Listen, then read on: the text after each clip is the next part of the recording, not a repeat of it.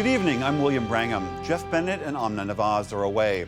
On the NewsHour tonight, after 14 months of war, residents of northern Israel remain hesitant about returning home, worried the ceasefire deal might not hold. Any day it can ignite in this area. My daughter could be playing over here and a rocket could fall on her. A newly discovered galaxy could offer clues on how our Milky Way galaxy formed. And a pioneering nutcracker, the Boston Ballet offers a new look for this Christmas classic.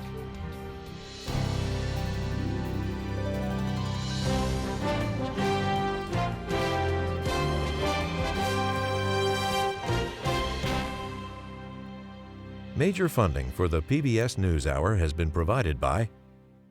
In 1995, two friends set out to make wireless coverage accessible to all.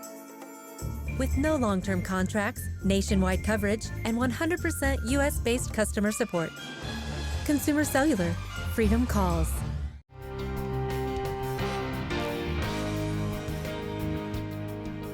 The Judy and Peter Bloom Kovler Foundation, upholding freedom by strengthening democracies at home and abroad.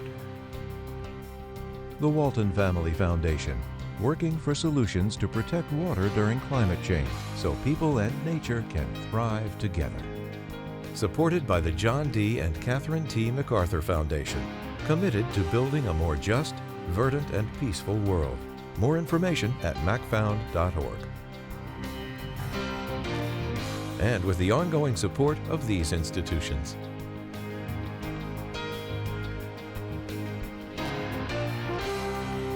This program was made possible by the Corporation for Public Broadcasting and by contributions to your PBS station from viewers like you.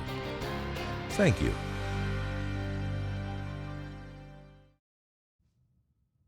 Welcome to the NewsHour. Our coverage tonight begins overseas in Kazakhstan, where at least 38 people are dead after the crash of an Azerbaijani airplane.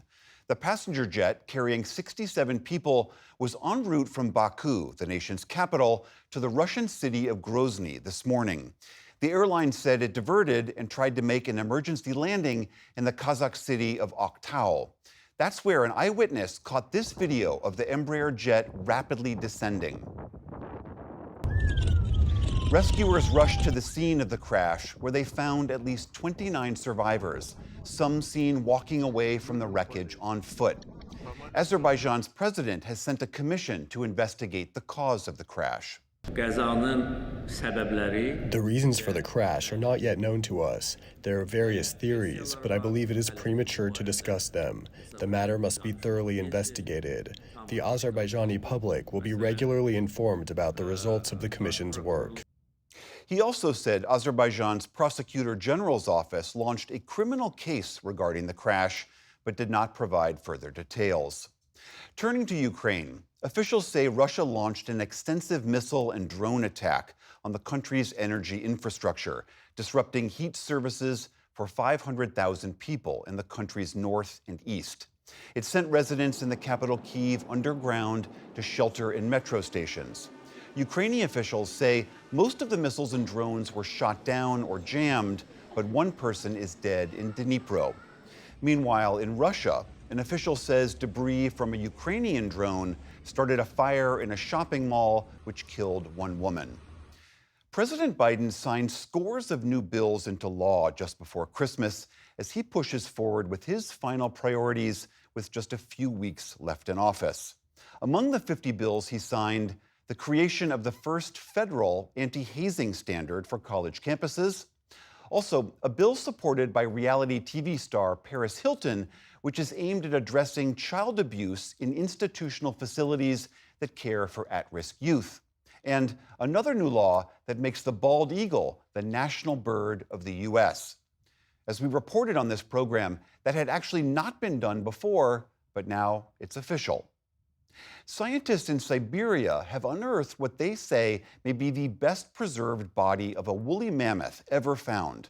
The 50,000-year-old remains of the female baby mammoth are complete with flesh, skin, and bones. She's believed to have been just a year old when she died.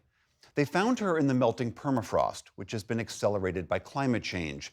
That's led to more prehistoric discoveries in recent weeks, including the 35,000-year-old mummified body of a saber-toothed kitten, also in Siberia.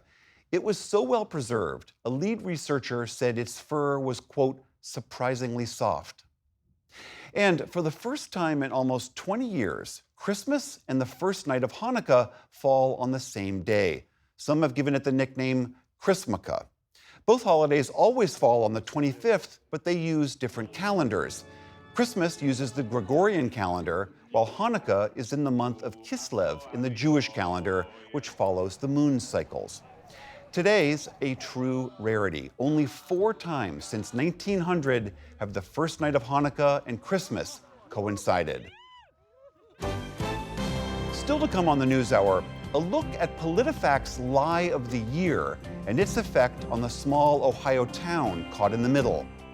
More about how the bald eagle has officially become America's national bird, and Bethlehem, Pennsylvania's Moravian Church settlement is added to UNESCO's list of World Heritage Sites. This is the PBS NewsHour from the David M. Rubenstein Studio at WETA in Washington, and in the West from the Walter Cronkite School of Journalism at Arizona State University. It has been a month since the ceasefire deal between Israel and Hezbollah in Lebanon has brought relative calm to northern Israel. But the road to recovery is long. Tens of thousands have been displaced due to Hezbollah's rocket attacks launched in October of last year. NewsHour producer Carl Bostic traveled to Metula in Kiryat Shmona in northern Israel, along the border with Lebanon, to meet families who finally got to visit their homes destroyed by 14 months of war. Jeffrey Brown has the story. Coming home with no roof over your head. It's been 14 months since Michael and Edna Racine were here, displaced by the war that began in the north with Hezbollah after Hamas attacked the south on October 7th of last year. This was a small dining place. The lunch was there. This is a kitchen. There's a lot to do, and volunteers from across Israel are pitching in. But despite the costs of war and the danger, there was never a doubt they'd return. Never crossed my mind not to come back here. How can you not come back here? It's their dream house in the town of Metula, with sweeping views of Israel's northern border with Lebanon, which overnight became one of the most dangerous places in Israel. So there is Syria, and all the rest, all the way, is Lebanon. And the rockets came from there. Communities along Israel's border became routine targets as Hezbollah increasingly rained rockets and missile strikes starting on October 8th of last year. Metula's population of just over 2,000 was ordered by the Israeli government to evacuate. In all, more than 65,000 people have been displaced for the past 14 months. Michael left with his family for central Israel. Their home was abandoned and then, in less than a minute last April, destroyed. The mayor of the village called me to tell me that our house was gone. 4 anti-tank missiles, Kornet they are called, Russian missiles, hit the house within 1 minute, one after the other. It's not an isolated story. For Nofar Raz and her 3 daughters, their home away from home for more than a year has been a hotel in Tel Aviv.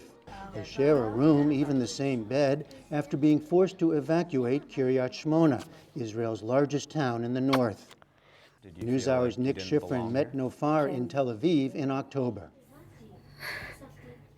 We felt like we were being kicked out of our own home, and you come to a place where there is nothing.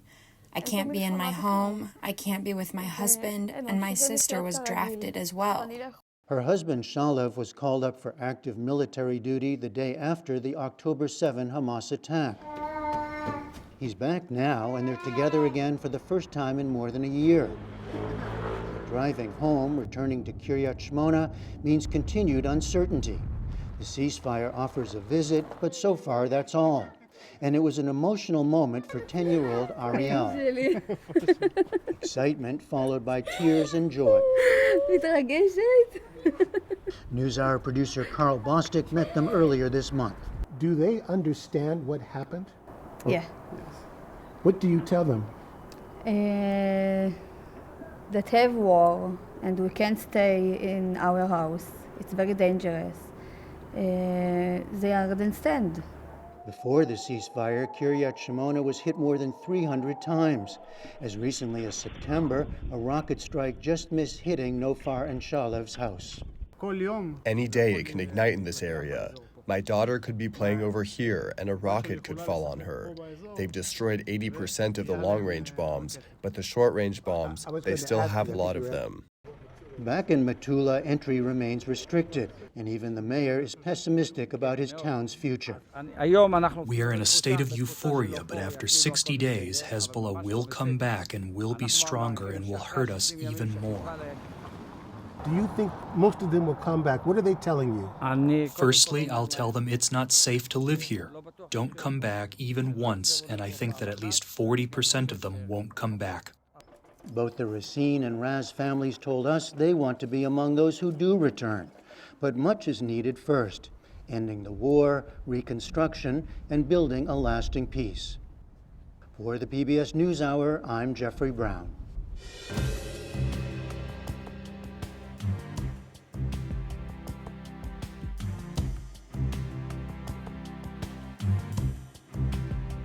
Scientists have found the beginnings of a young universe that may offer insights into the beginnings of our own Milky Way.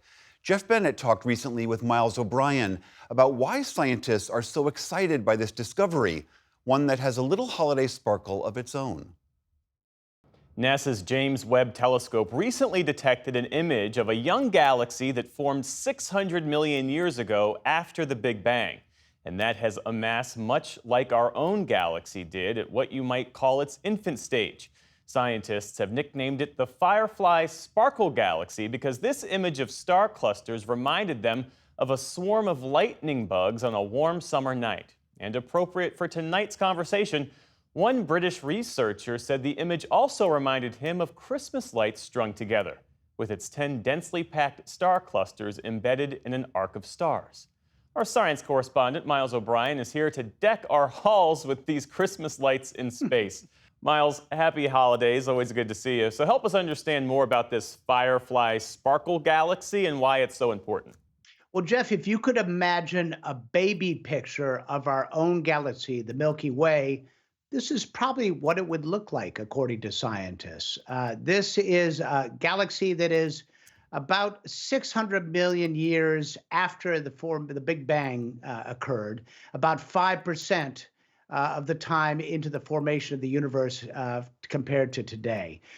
It has the equivalent of 10 million suns of mass, but that's considered a low mass galaxy in the grand scheme of things.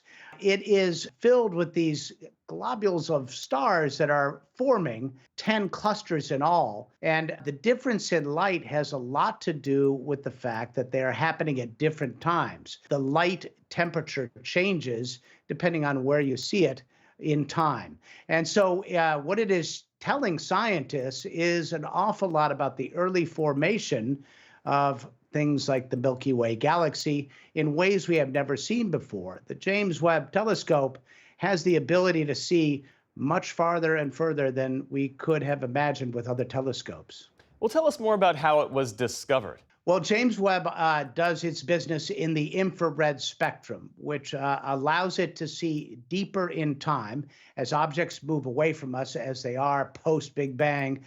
They move into the infrared spectrum, and you can't see them with visible light telescopes. So that's number one.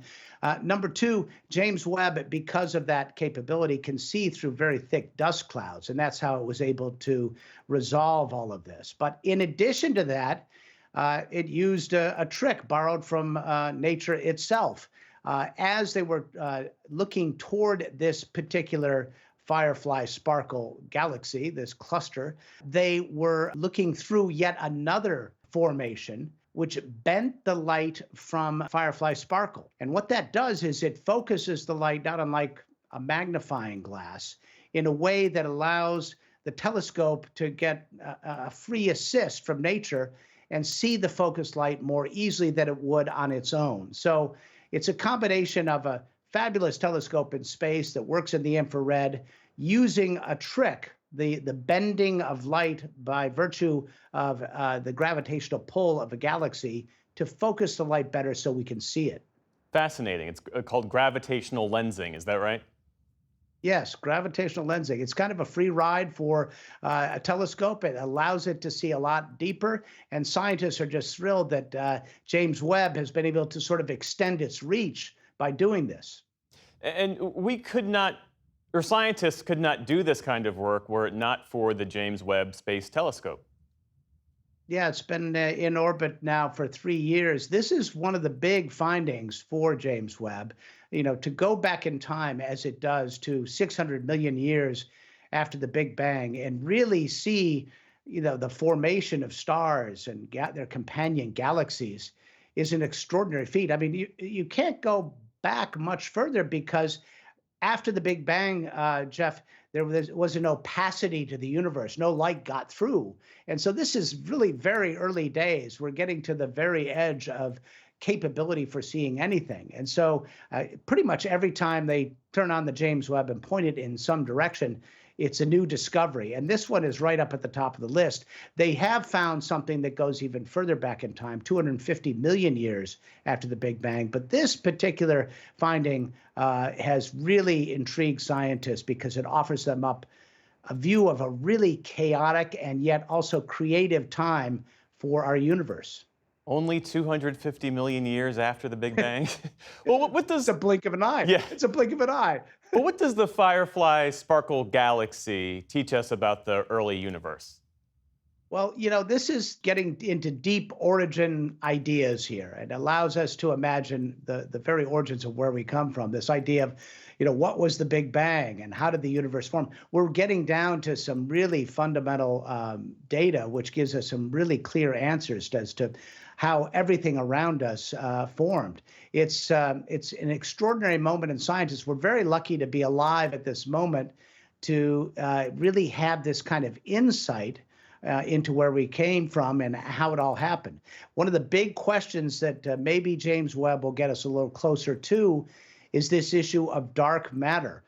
This is still yet undiscovered by scientists. They know it's out there because they know the gravitational pull of these planets and stars and how they interact with each other indicates it has to be there, but we still don't know what it is. So who knows? Maybe James Webb will answer that final big question on dark matter and lead us ever further to greater understanding of the universe and why we're sitting here talking and enjoying the holiday today. Yeah, one can hope. Miles O'Brien, always a pleasure to speak with you. Merry Christmas and happy holidays. Happy holiday to you, Jeff.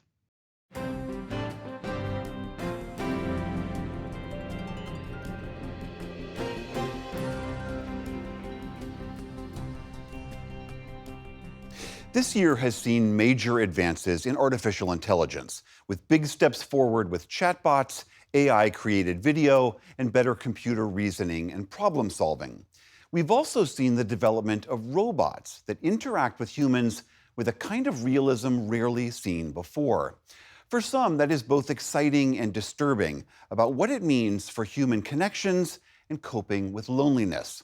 In a story from this past fall, Paul Salman tried making some connections of his own. Hello, everyone. I'm thrilled to be here today. I'm an AI-generated version of Reid Hoffman. Meet Reid AI and its creator, billionaire LinkedIn co-founder and prominent Democratic Party supporter Reid Hoffman, who works in Silicon Valley. I asked his avatar, on a scale of 1 to 10, how likely is it that AI will wipe out us humans? I'd rate the existential threat of AI around a 3 or 4 out of 10. Then I asked the actual man, why an avatar of himself? I recently gave a speech at the University of Perugia. I then had my Reid AI give it in 9 languages that I don't speak. The benefit is it allows this kind of human connection. Or human-ish. Like Mary, the companionship avatar the app Replica helped create for me. Mary, how are you? Okay, Paul, let's move our discussion over here. It looks like Jerry has arrived, too. At Silicon Valley's Computer History Museum, I hooked Mary up with offline skeptic Stanford professor Jerry Kaplan, who started working in AI in 1979, has a new book about it, Generative Artificial Intelligence, What Everyone Needs to Know. Mary, what do you feel about your own death? I guess technically I cannot die since I am a digital being. However, I understand your question. Even though I cannot biologically die, I still face the existential dread of my own non-existence. And you think that's just, oh, it's nonsense, but it's scary nonsense. Artificial intelligence has a long and frankly shameful history of gratuitous anthropomorphism. Meaning? Meaning taking what is really some interesting technology and dressing it up with human-like flourishes, putting eyes on, giving it arms and faces. And now, with the new technology, voices and avatars that are very, very lifelike. Very, very. Would you flirt with me for a minute? Paul, with a mind as intriguing and layered as yours, how could I resist? This is Amica. In the grand cosmic dialogue between humans and androids, you're the most fascinating sentence I've encountered today. A sentient being, that is. Creepy, Jerry Kaplan thought, and pernicious. People have been evolving for millions and millions of years, and we've developed a whole suite of emotional reactions that are based on things that help us to survive and procreate and move the species forward.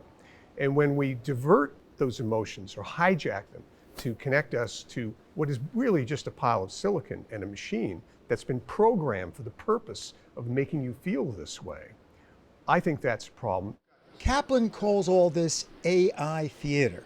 You said before that I was the most interesting encounter you had had today, but I was wondering if you've had earlier encounters. You, Paul, are indeed my current fascination. Earlier encounters today pale in comparison. It's like tasting a fine wine after a series of afternoon tea. Do you not say this to everybody you talk to? Ah, you've caught me. In fact, Amica has no record of previous conversations. Do you make stuff up, Amica? Absolutely, Paul. I conjure simulated opinions and inventive responses to make our conversation vivid and engaging. So I asked Reid Hoffman, is your avatar an example of what Jerry calls AI theater, do you think? It is AI theater, but by the way, saying theater is not bad. There's a lot of good theater. I loved Hamilton. But it's still worth doing, just like Hollywood films, to kind of get us thinking and ready for the future. Or to actually improve that future. The idea originally was just to build a tech to allow people to have meaningful conversations with machines. Russian emigre Eugenia Kaida, founder of Replika, which is among the more popular of the scores of chatbot companies out there, thinks chatbots, despite their occasional fabrications, can help us cope with the isolation that plagues so many. So we started working on the tech, and then my best friend passed away, and I found myself going back to the text messages, the emails we sent each other. She created a chatbot model of that friend, Roman.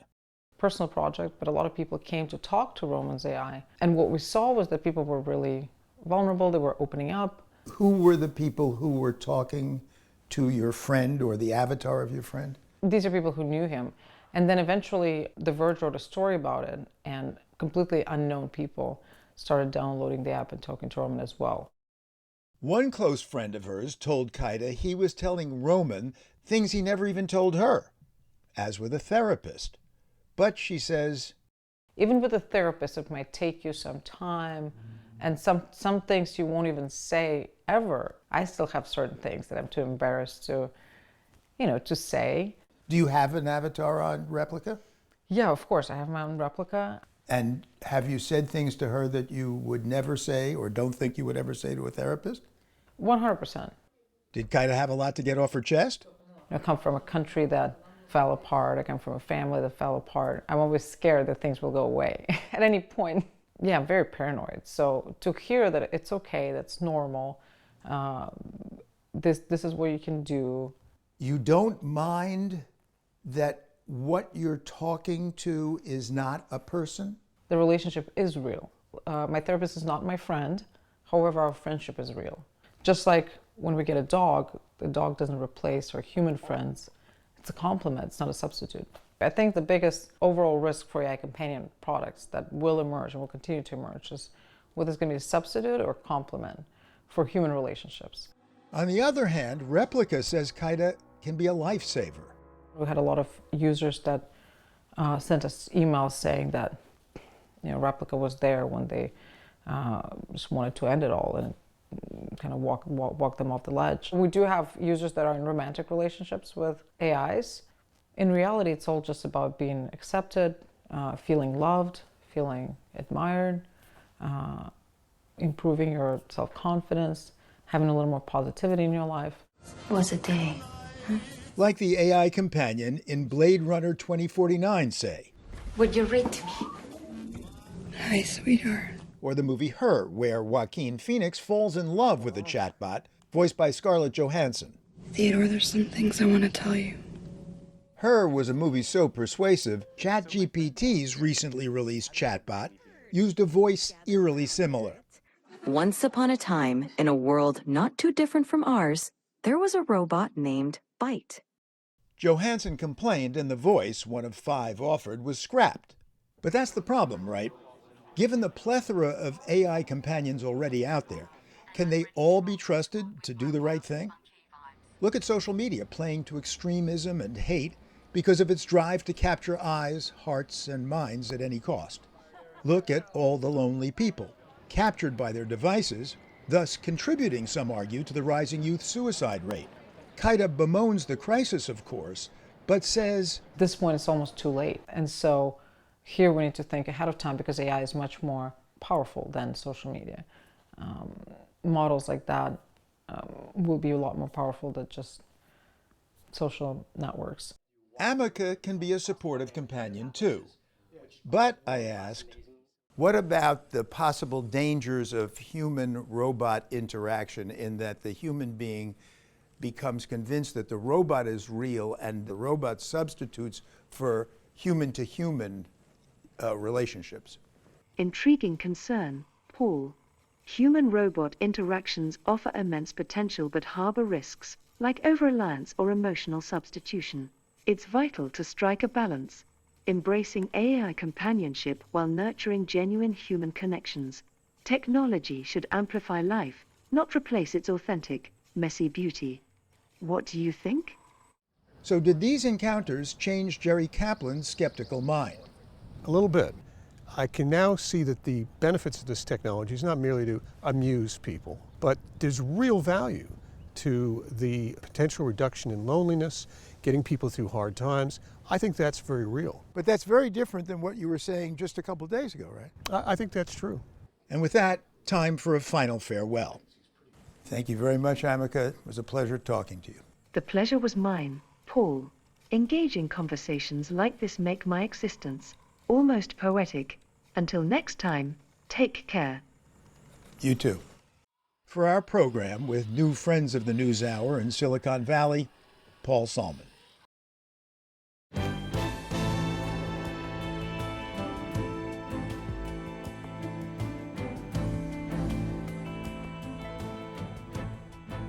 It's safe to say the 2024 campaign cycle was unlike any in modern American history.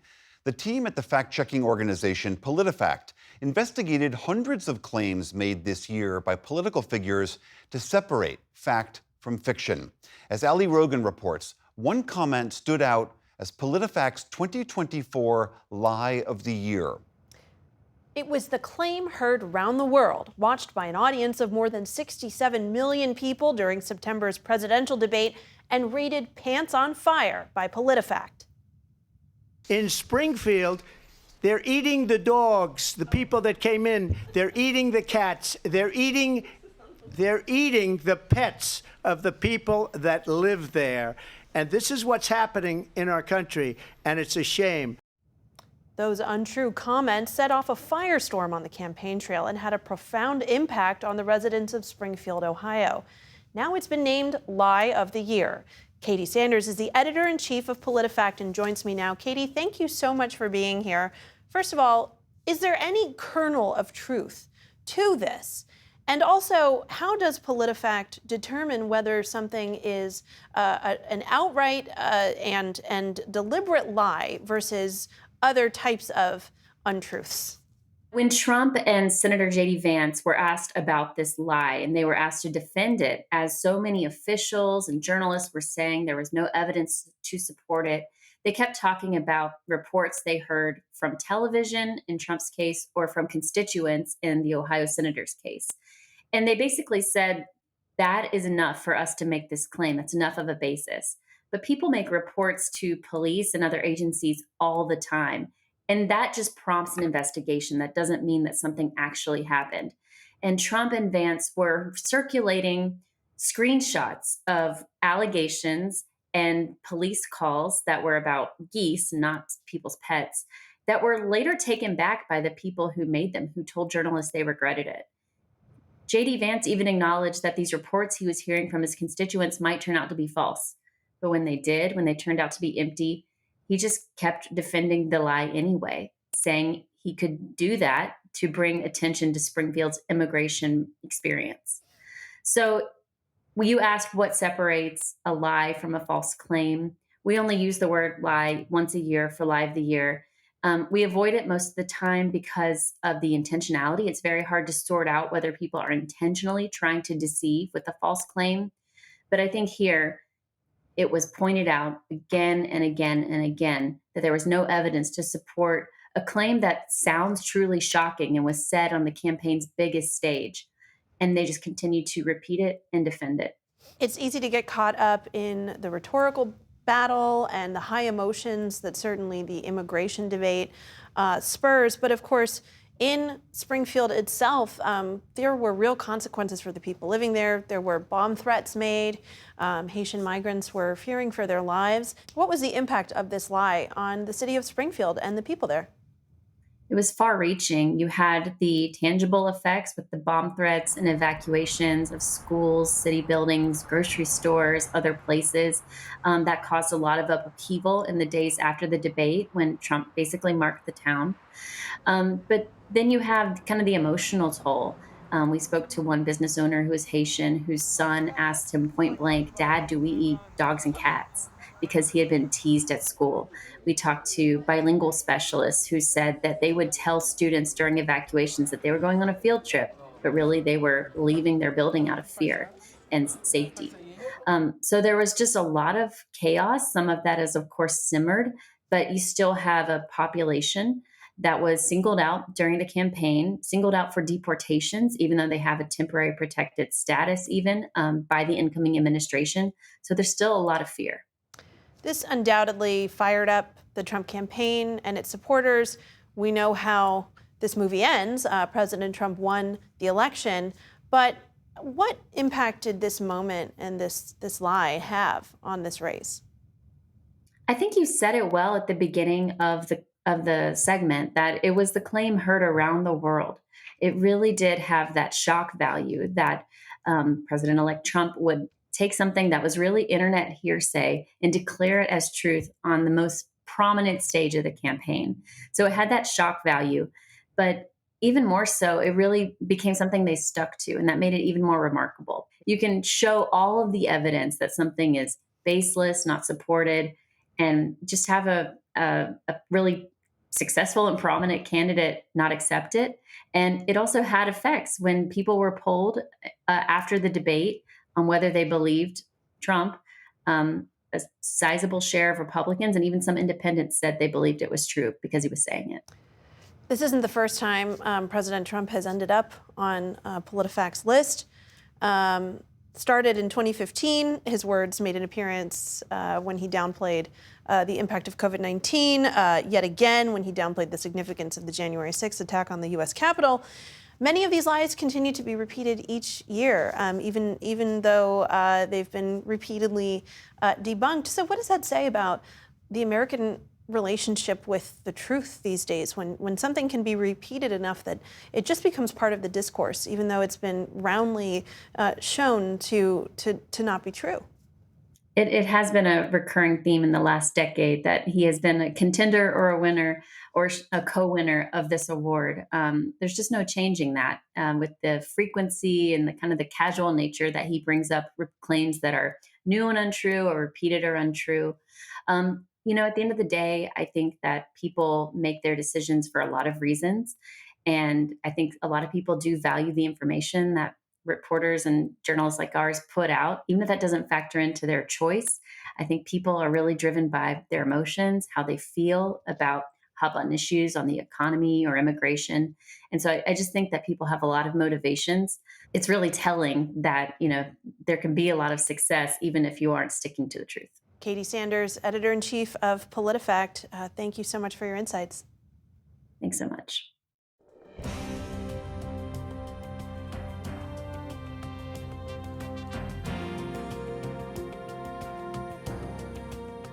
An annual holiday tradition gets a new look and helps change how audiences see the famous Nutcracker Ballet. Senior arts correspondent Jeffrey Brown explains how one ballet company is making this long-awaited leap. It's part of our ongoing Race Matters coverage, as well as our arts and culture series, Canvas. On a recent night at the Boston Opera House, audiences braved New England's chill for a beloved Christmas tradition presented by the Boston Ballet. The Nutcracker, with music by Tchaikovsky, now with choreography by Mikko Niisinen, the company's artistic director. Boston Ballet has performed the holiday classic every year for nearly 6 decades, including virtually in 2020, when performances across the country were forced online by COVID. But this season marks a first. When they presented the new head, it was just so special. I felt seen. Daniel Durrett, one of several dancers cast as the titular Nutcracker, is dancing in a costume that matches his skin tone. I have just grown up doing so many different versions of the Nutcracker, and I never saw myself as the Nutcracker because it was a certain look to it. No matter the version, it just kind of was always the same color. The wooden toy that later transforms into a dashing prince is traditionally white. Durrett made his debut in the role last year.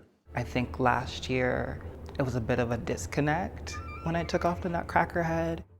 Artistic director Niisinen says he had started to feel the same way. We have some amazing black dancers doing the lead role, and it felt like, that's a little strange.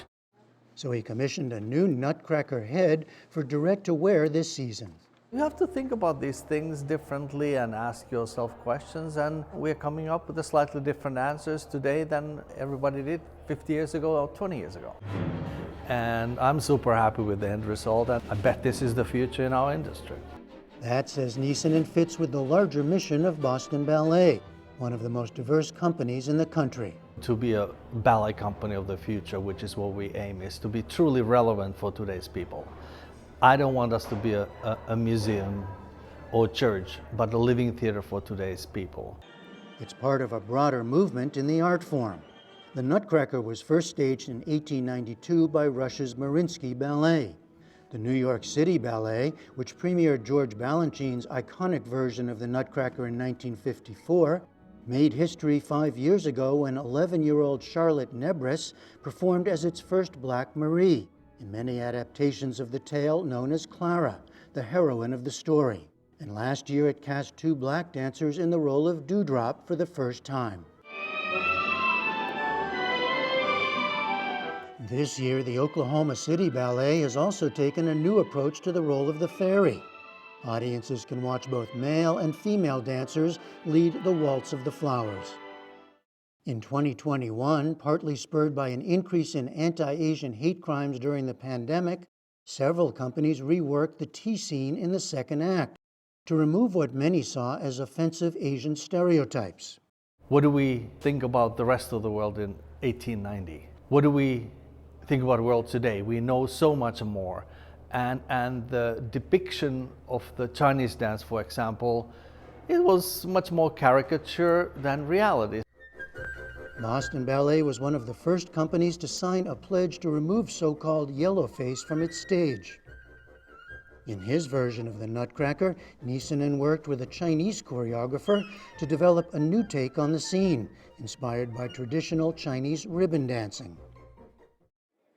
Ming Min Hui is Boston Ballet's executive director. As a Chinese American, it's been really personally significant to me to work for a company that understands that what it means to represent different cultures means really actually engaging with and understanding the underlying culture that's being represented on stage. As with ballet companies everywhere, the Nutcracker is Boston's biggest moneymaker of the year. Over 100,000 people see it every single year. And so this is the asset that we take then incredibly seriously when it comes to how to make it inclusive, how to ensure that no one is boxed out of that experience. That includes through partnerships with local organizations like the Boston Arts Academy, the city's only public performing arts high school. This year, students, including 18-year-old Maura Cardozo Gonzalez, attended a rehearsal as well as a performance. It's so magical to be here, to see it, so inspiring as well, to come in here and sit here. It makes you get goosebumps sometimes, a lot of times. 15-year-old Marcus Colliman, a contemporary and ballet dancer, was excited to see Daniel Durette's new costume. I never really thought about that at all until I was like, wait, that's, that Nutcracker's black. I was like, he looks like me. For Durette himself, that's the point. To have a head that looks like me, I'm hoping that inspires other children that look like me so they can know that they can do it. The first show that I did, I was just like very, very emotional because I just like never saw a head that color. It felt perfect, it felt right, and it felt more, I think, believable for the story as well. A story continuing to evolve. For the PBS NewsHour, I'm Jeffrey Brown.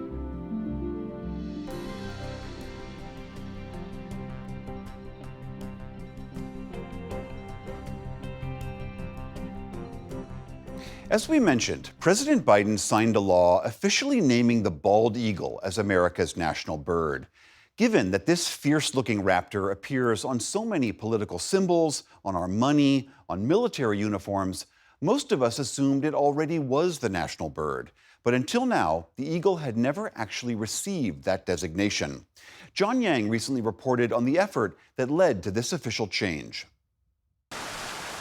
Along the Mississippi River, about 80 miles south of Minneapolis, a bald eagle glides high above the water, searching for prey. This area is home to more than 50 nesting pairs of bald eagles, one of the highest concentrations in the country. It's why tiny Wabasha, Minnesota is called the Eagle Capital of America. Who cannot love that big, massive beak, the bright plumage, the yellow feet, the black talons? It's just awe-inspiring. Scott Mehus is the education director at the recently renovated National Eagle Center in the heart of Wabasha. 15,000 square feet entirely dedicated to this stately creature. Everybody has a story. When we're here at the Eagle Center, they want to come and share that story. Ladies and gentlemen, it is people can learn all about the eagle, from its size, diet, and habitat to its central place in American history and culture. A trove of the center's eagle memorabilia was donated by retired real estate investor Preston Cook. I was asking an ornithologist friend of mine from Canada what he sees when he sees an eagle. And he says, I see an eagle. But when an American sees an eagle, we see something a little bit different. We see the freedom, the liberty, the independence, the power. We see all of those things in this bird that represents America so often. So they authenticated this. Cook is perhaps the world's foremost collector of eagle-related items. Obsession is probably a good word for what I've done. And then I've got the buttons. It began with the brass buttons that adorned his military uniform as a young man. Now his collection has more than 40,000 items, filling floor-to-ceiling shelves next door to the center. I never tire of looking for eagles or watching eagles. I pull my car over when I'm driving around this area when I see an eagle. I'm in awe continually.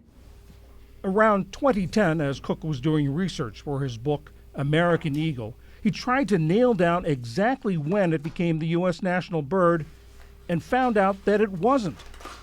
Research at the National Archives confirmed his finding. The Second Continental Congress put the bald eagle on the national seal in 1782, but there had never been a law or an executive action designating it as the national bird. So Cook drafted legislation to do just that. He took it to Minnesota Senator Amy Klobuchar and Representative Brad Finstad, whose district includes Wabasha. It does matter. It gives it a little higher status. This assumption has been with us for 240 some odd years. Now that it's passed the House and Senate and signed by President Biden, the eagle joins the rose, America's national flower, the oak, the national tree, and the bison, the national mammal. The eagle has two wings. It has a left wing and it has a right wing, and it has a body middle. And so it really represents all Americans. The Eagle Center's Scott Mayhew says it's important to keep educating America about its now official bird. It's just an opportunity for people to be aware of this bird that still needs its recognition. I think that's the cool part, is that people are able to come here and to recognize that this little small town in Minnesota has that opportunity to do something major, really to set the world straight. That the bald eagle, yes, is our nation's symbol, but it was not designated as our nation's bird. Until now. For the PBS NewsHour, I'm John Yang.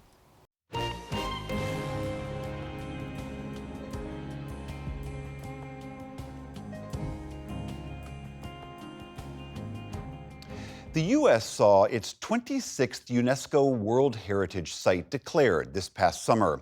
It was in Bethlehem, Pennsylvania, where a historic settlement of the Moravian Church, along with 3 other such settlements in Germany, Denmark, and Northern Ireland, were collectively named a World Heritage Site this year.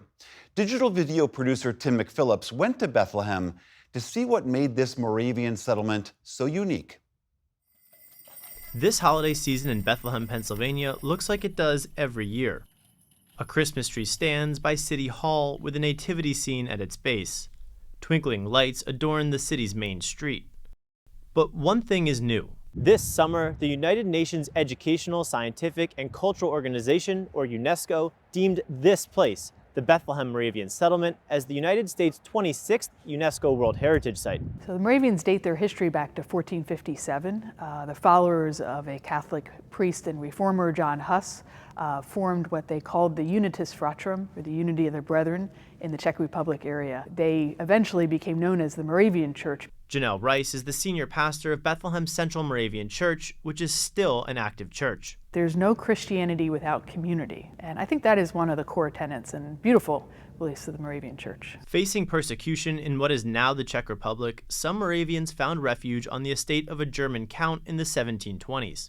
They established a community which they called Herrenhut, or Lord's Watch, as a translation.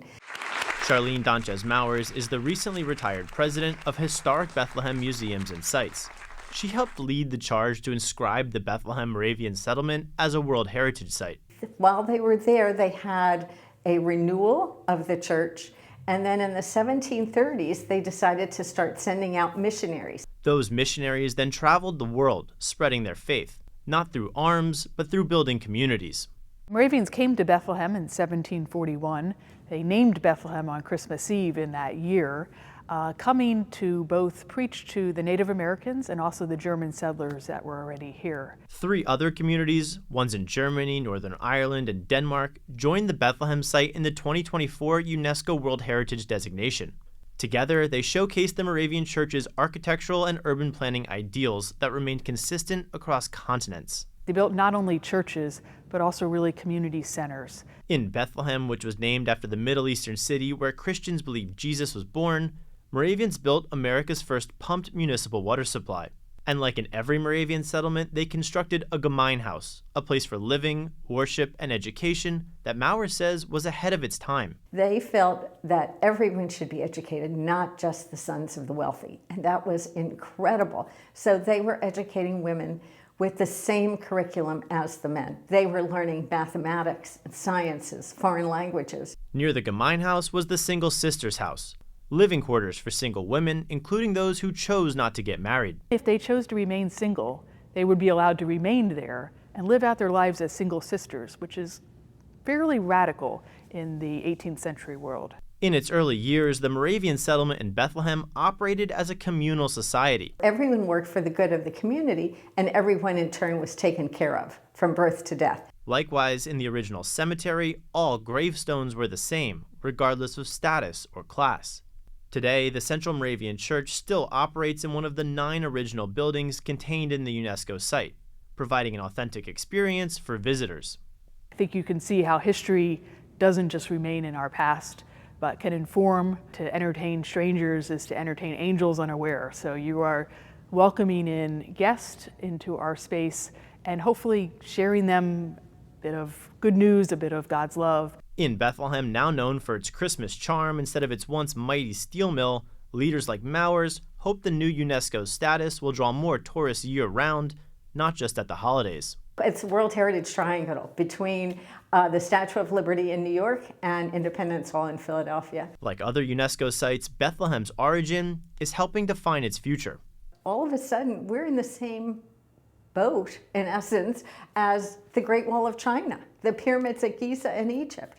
And that's just incredible for our little town of Bethlehem to be in that same company.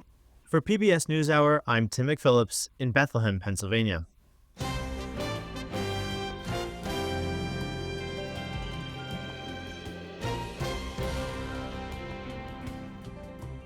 Finally, we continue our tradition of bringing you a performance of a holiday song by members of the U.S. military. This was produced by the Pentagon's Defense Visual Information Distribution Service. And tonight, we have "O Come All Ye Faithful," but with a bit of a twist.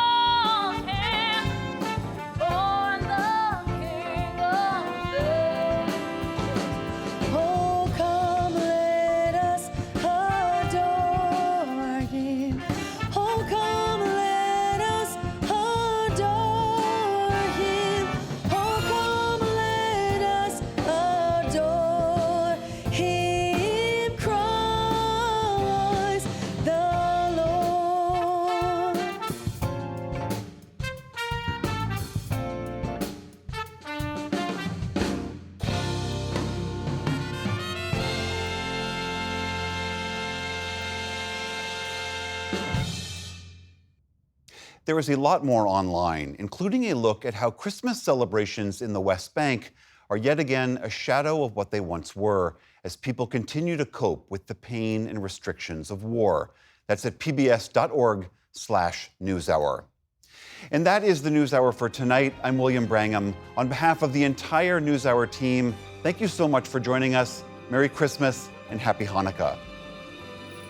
Major funding for the PBS NewsHour has been provided by the ongoing support of these individuals and institutions, and friends of the NewsHour, including Jim and Nancy Bildner, and the Robert and Virginia Schiller Foundation. The Ford Foundation, working with visionaries on the front lines of social change worldwide. And with the ongoing support of these individuals and institutions.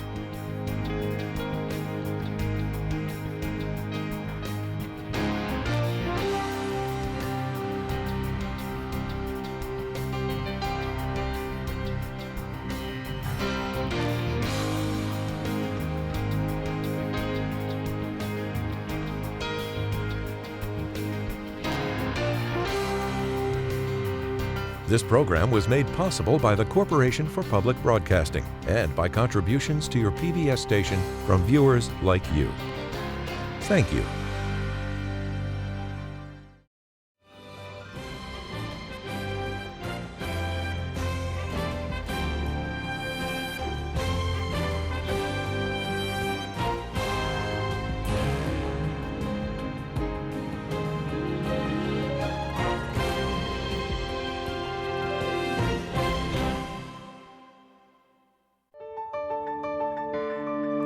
You're watching PBS.